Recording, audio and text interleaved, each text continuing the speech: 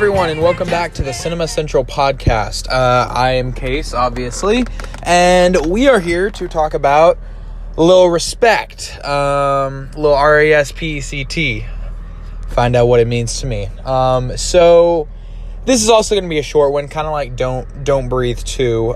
This one will probably be about 5 minutes long, and then I'm going to have one coming out either later today or later tomorrow for The Night House. So look forward to that releasing probably sometime tomorrow, maybe. I have no idea. I also don't know how much social media advertising I'm going to do for this. But, respect. So, for those of you that don't know, this was a biopic about Aretha Franklin. Aretha Franklin was the Queen of Soul. She was a very, very big, hit singer, back in the, 60s and 70s all the way up until she died. She passed away back in 2018. And, yeah. So, her movie, Respect, this was basically like the story of her life and what inspired her. And, overall, I thought it was alright. It, I don't know which one to talk about it first, as a movie or as a biopic. I guess I'll just talk about it as a movie first. There were times that I felt like it was all over the place. It couldn't pick what it wanted, and it just was very strange sometimes. I was a little surprised at how poor the acting was in some scenes. And then I was also surprised at how great they were in some other scenes. It was plot and acting. It was just so all over the place. Like, this movie, was just everywhere. And, I don't know, I enjoyed the movie fine, but I just felt like I don't know, some of the scenes weren't convincing enough to me, and it just felt a little strange. I felt like there were some points in this movie that dragged on. I mean, the movie's runtime was about 2 hours and 20 minutes, a little bit over that, and, it did not need to be that long. They could have made this movie hour and 45 to 2 hours, and it would have been completely fine. There was so much unnecessary crap throughout this entire film that I didn't need to see. Between, up until, the falling resolution, or the falling action, which was the last 30 minutes of the film, there didn't really need to be a lot of that in there. And it was very strange. There was also a lot of things they would introduce into the movie that would not be resolved later, and, you would never see it again, and you'd be like, what about this? And then your mind is still lingering on it, so you it's all you're thinking about, and I don't know. But those are the bad things. Those are the things I didn't like about the movie. Those were its weak points. Its strong points, Jennifer Hudson did amazing in her role. She was very, very good, a very good singer. She was a very convincing Aretha Franklin. And this movie also had some very powerful scenes. And just scenes that I was like, wow. And it literally left me speechless. And it was very good. I can't really think of many other strong points, but I do want to kind of go back to the weak points for a second. You think that when you hear a biopic about a singer, you think, oh, it's going to be, the songs by this person are going to be used throughout the movie. This is the story of their fame. This one didn't really do so. It focused very much on her childhood as well as her adulthood. Most biopics will only focus on childhood for sort of as a backstory, sort of to get some grounding, so that you know what's going on with this character, what they're about to face.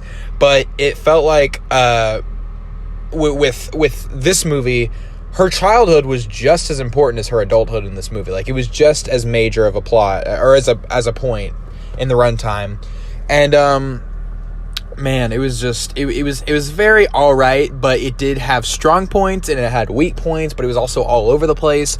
So it's very, very hard for me to judge this movie. I was gonna record this yesterday right after watching it, because I was like, oh, Aretha Franklin biopic, I'll go watch it and then I'll record it, whatever. And then I walked out that movie, I was like, no, I need a night to think about that. That's I need to sleep on it. And then today, here I am, and I'm still like, what did I watch yesterday? And so I was like, well, I have to make this inevitably sooner or later. So yeah. Okay, so I talked about it as a movie. Now I want to talk about it for a quick second as a biopic. So as a singing biopic. So the only two things I can know to compare this to are obviously Bohemian Rhapsody and Rocketman.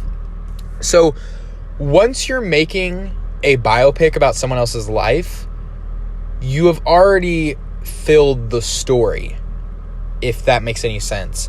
So now you have nothing. If you want to be creative with the story, if you don't want your movie to just be bland, if you want it to have something creative, you have nothing else to work with story-wise. All you can work with now is how you tell that story, or music. For example, Rocketman, it was a story about Elton John's life and his struggles as a person, and it took it and they made a musical of his life. Like, his whole life was a musical, and it was like such a creative way to look at it, and like it was so like obviously like, why hasn't anyone ever done this before? That was like amazing, and I really liked Rocketman. And it didn't do anything like that. Like, I didn't want it to copy it, word for word. I didn't want to copy it, like make a musical about her life. I mean, that would have been more suitable here probably than Rocketman, because this movie is all about soul and about finding yourself, and I don't know, it just like, man, it's very, very, very strange. But yeah. What else was I going to talk about? So yeah, that was it as a biopic. I was going to compare it to Bohemian Rhapsody. This movie felt more like Bohemian Rhapsody. Actually, no, it didn't. It felt like Bohemian Rhapsody in that it didn't tell the story super creatively. Bohemian Rhapsody did have some moments where it was a very pretty film and had very good cinematography.